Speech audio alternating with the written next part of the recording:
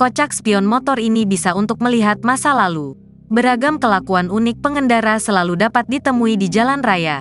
Sebagai contoh nyata, kali ini kelakuan unik itu datang dari seorang pengendara motor bebek berplat AD yang sukses menjadi sorotan dan buah bibir warganet Instagram beberapa waktu lalu. Tentu bukan tanpa alasan video itu menjadi viral.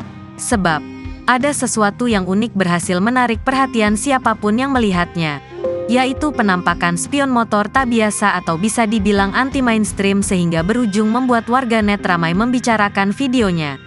Memang seperti apa sih bentuknya?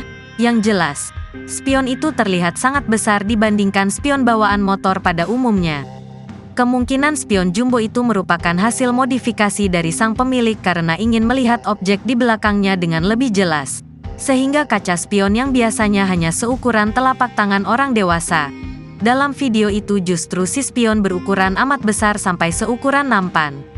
Sebagai bentuk gurauan, seorang warganet meledeknya dengan menyebut ukuran spion itu seperti tempe mendoan yang dijual di pantai-pantai.